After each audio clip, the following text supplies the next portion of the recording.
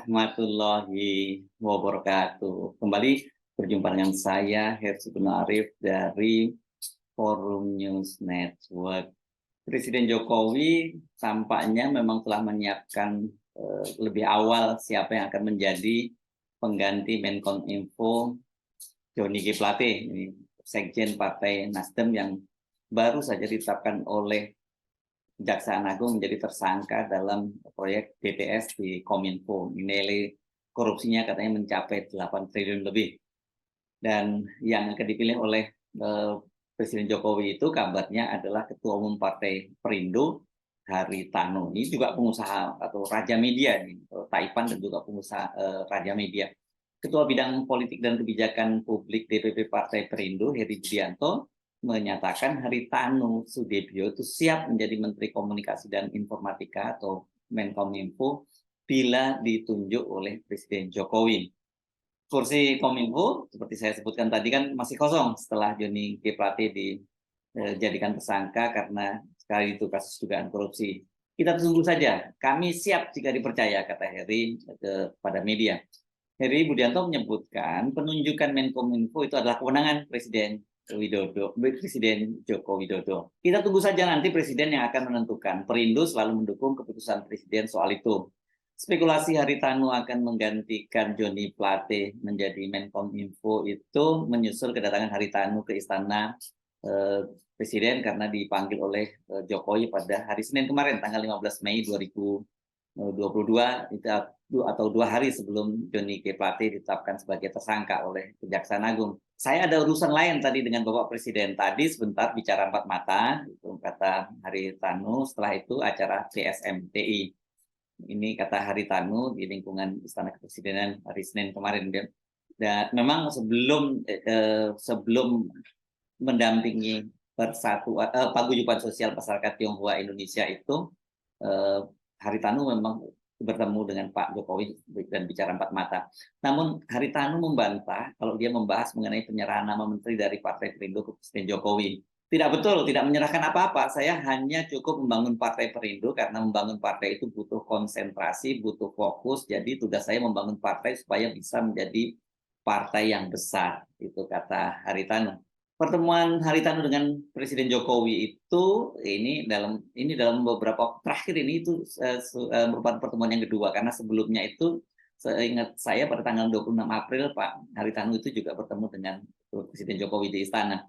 Nah, seperti kita ketahui kan 2 hari setelah pertemuan kedua yang dilakukan antara Haritanu dengan Pak Jokowi itu, Kejaksaan Agung di tanggal hari Rabunya tanggal 17 Mei menetapkan Menkominfo Johnny G. Plate menjadi tersangka korupsi BTS senilai 8 triliun dan langsung menahannya. Ketua Umum Partai Nasdem, Surya Paloh, menyatakan tidak akan mengajukan nama pengganti Johnny G. Plate karena itu merupakan hak prerogatif Presiden. Saya kira ini Pak Surya cukup tahu diri ya, karena hubungan dia dengan Presiden Jokowi belakangan ini kan sedang menegang gitu, dan banyak desakan agar menteri-menteri dari Nasdem di reshuffle dari kabinet. Jadi rasanya memang tidak mungkin kalau dia kemudian setelah Johnny G. Plate ini ditahan dan dia mengajukan nama pengganti, karena ini kelihatannya udah nggak ada lagi istilahnya jatah-jatahan, tidak ada lagi jatah dari Partai Nasdem di kabinet.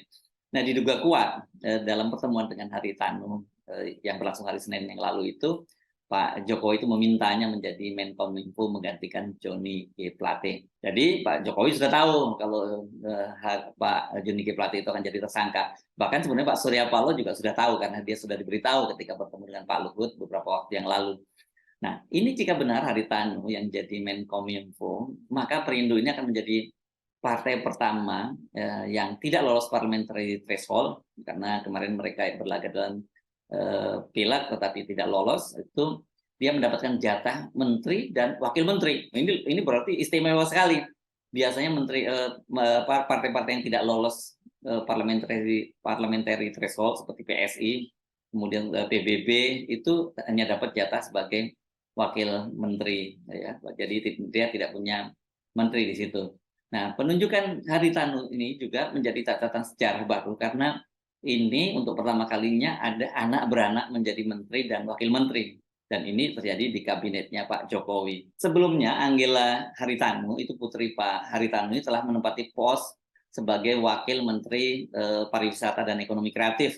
Ini menjadi wakilnya Sandiaga Uno, dan itu dia malah sejak awal sebelum Sandiaga Uno menjadi menteri ya, masih jabatan menterinya ini Wisnu Tama, itu Anggela sudah diangkat menjadi wakil Wamen Parekraf. Jadi dia ini sejak awal pembentukan kabinet Jokowi Ma'ruf sudah berada di sana. Tapi kan memang secara protokoler seorang wakil menteri itu juga tidak masuk dalam kabinet. Sebelum mendirikan Perindo, Haritanu itu sebelumnya juga bergabung dengan Partai Nasdem, dan kemudian dia konflik dengan Surya Paloh dan berpisah. Jadi dia berpisah jalan dengan Surya Paloh. Nah, kalau kemudian nantinya Haritanu ini menggantikan posisi Johnny G. Plate, berarti ini jadi catatan sejarah juga, karena dia akan menggantikan pos yang ditinggalkan oleh Sekjen Partai Nasdem Johnny G. Plate. Padahal tadi Partai Nasdem itu telah dia tinggalkan. Penunjukan Haritanu ini saya kira juga pasti akan mengundang persoalan tersendiri. Ini dikaitkan dengan adanya konflik kepentingan, karena bagaimanapun juga orang itu mengenal Haritanu di luar bisnis-bisnis besar lainnya, itu dia dikenal sebagai raja media. Haritanu ini punya kerajaan media, dimulai dari ketika dia mengambil alih RCTI, media milik Bambang Trihatmojo, putra mantan Presiden Soeharto, dan kemudian di tangan Haritanu ini dia berkembang menjadi banyak sekali medianya. Bahkan tadinya ada media cetak, media online, radio, dan televisi. Sekarang malah dia punya beberapa stasiun televisi selain RCTI, itu dia juga punya MNC dan iNews, itu adalah jaringan-jaringan media yang dimiliki oleh Haritanu.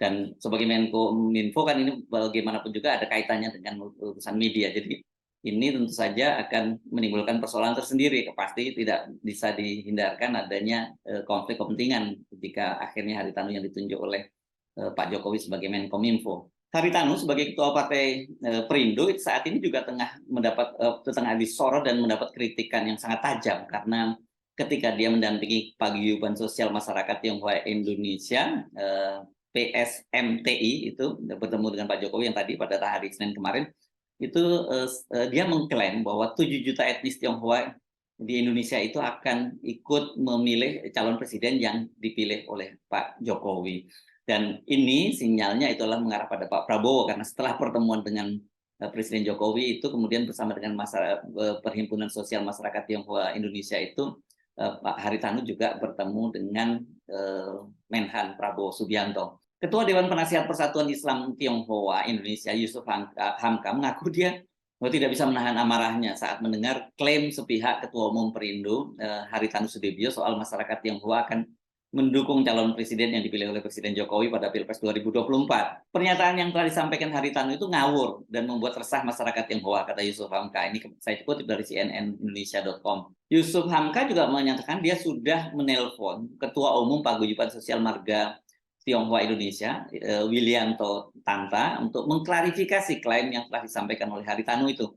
Haritanu mewakili Paguyuban Sosial Masyarakat Tionghoa Indonesia saat mengklaim suara warga Tionghoa itu untuk mengikuti arahan Pak Presiden Jokowi itu, kata Yusuf Hamka itu bukan langkah yang tepat, dan itu tanpa persetujuan dari Wilianto Tanta. Dalam percakapan dengan Wilianto Tanta, Yusuf Hamka mengaku mendapat keterangan bahwa Wilianto tidak pernah memberikan kuasa kepada Haritanu untuk mengeluarkan pernyataan atas nama PSMTI. Saya marahi ketua PSMTI, kamu jangan pakai nama warga Tionghoa. Dan dia, maksudnya Wilianto itu kemudian minta maaf. Kata dia bukan dia juga tidak pernah memberikan kewenangan kepada Haritanu bicara atas nama PSMTI, karena ini kan Haritanu itu di situ posisinya sebagai Dewan Penasehat. Jadi statement apapun itu harusnya ketua umum. Itu yang pertama. Yang kedua, organisasi PSMTI bukan organisasi politik. Ini organisasi sosial dan tidak dibenarkan untuk membicarakan politik atau cawe-cawe di politik, itu tambah Yusuf Hamka. Yusuf Hamka menegaskan dia tetap menghormati Presiden Jokowi, kendati demikian menurut dia tidak benar bahwa masyarakat Tionghoa pasti akan mengikuti pilihan Pak Jokowi pada Pilpres 2024. Pak Jokowi, kata Yusuf Hamka, orang baik, tapi bukan berarti pilihan Pak Jokowi harus diikuti oleh masyarakat Tionghoa. Ini salah kaprah kalau begini, dan menjerumuskan orang-orang Tionghoa yang tidak tahu apa-apa, yang cuma diklaim seolah-olah Haritanu mewakili orang-orang Tionghoa. Yusuf Hamka meminta agar politikus Tionghoa itu tidak mengklaim ataupun menyeret-nyeret masyarakat Tionghoa dalam kegiatan politik. Dan dia menegaskan bahwa politik merupakan hak individu masing-masing. Janganlah menyeret-nyeret suku Tionghoa demi kepentingan pribadi dalam berpolitik. Berpolitiklah dengan elegan dan santun tanpa mengklaim itu, tutur Yusuf Hamka. Memang ketika Haritanu menyampaikan itu sangat mengejutkan, karena bagaimanapun juga ini kan satu bahwa ini sangat berbahaya ya kalau kemudian Haritanu mengklaim semacam itu, karena ini sebenarnya juga salah satu bentuk politik identitas yang selama ini narasinya selalu digaung-gaungkan di pemerintah, dan itu dinisbahkan kepada kelompok oposisi. Dalam hal ini sekarang calon presidennya adalah Anies Baswedan, dan saya kira juga dampaknya di level bawah ini akan sangat berbahaya, terutama masyarakat Tionghoa yang non politis, yang tahunya dia dagang kecil-kecilan gitu, tapi kalau kemudian diseret-seret untuk kepentingan politik dari Haritanu. Tokoh Tionghoa Provinsi Sumatera Utara, Iskandar ST, itu juga mengkritik dan protes berat terhadap apa yang disampaikan oleh Haritanu, karena dia ini cuma pembina, katanya bukan dewan penasehat ya, ini pembina paguyuban sosial marga Tionghoa Indonesia. Haritanu menurut Iskandar tidak sepatutnya menyeret orang Tionghoa yang ada di Indonesia ke dalam politik praktis. Apalagi PSMTI adalah salah satu organisasi marga Tionghoa yang bersifat sosial. Saya sebagai keturunan Tionghoa sangat keberatan dan menyesalkan pernyataan itu, karena seolah-olah seluruh orang Tionghoa telah menyatakan dukungan seperti yang disampaikan oleh Haritanu itu, padahal kenyataannya tidak demikian. Itu kata Iskandar kepada wartawan di Kota Medan hari Rabu kemarin tanggal 17 Mei. Iskandar menegaskan Haritanu tidak boleh menyeret orang Tionghoa ke dalam pergelutan dunia politik praktis. Kalau mau mengajak, maka dia harus mengajak orang Tionghoa masuk ke partai politik, sehingga warga Tionghoa itu bisa menyampaikan aspirasi politiknya di partai yang dipilih sesuai hati nuraninya. Ini kan tidak begitu. Dia langsung mengklaim seolah-olah 7 juta orang Tionghoa yang disebut-sebut sebagai sebagian besar tergabung dalam PSMTI sudah pasti mendukung capres yang didukung oleh Pak Jokowi. Nggak betul itu, sebab masih banyak orang Tionghoa yang tidak terlibat politik praktis dan belum tentu semuanya mendukung capres yang didukung oleh Pak Jokowi. Soal ini kan sebelumnya juga sudah disentil oleh mantan Menteri Kelautan dan Perikanan Susi Pujiastuti, yang dia menyatakan harusnya Pak Haritanu jangan mengklaim komunitas Tionghoa, harusnya dia mengklaim Perindo saja. Nah, ini lebih tepat ya, karena kan Haritanu ini sekarang menjadi ketua umum Partai Perindo, dan kelihatannya ini Haritanu ini sangat berambisi untuk masuk ke dalam kekuasaan. Dia merekrut besar-besaran calon legislatif untuk Perindo dari berbagai kalangan, dia rekrut. Dan kalau sekarang kemudian dia masuk ke dalam kekuasaan dengan menjadi Menkominfo, saya kira ya ini kekuasaan yang jauh lebih cepat datangnya, yang bisa direngkuh oleh Haritanu. Jadi makanya tidak mengherankan kalau kemudian juru bicara dari Perindo menyatakan bahwa Haritanu itu siap kalau kemudian ditunjuk oleh Presiden Jokowi. Dan ini kita bisa pastikan tidak mungkin Perindo berani menyatakan seperti itu kalau tidak ada pembicaraan dengan Presiden Jokowi sebelumnya.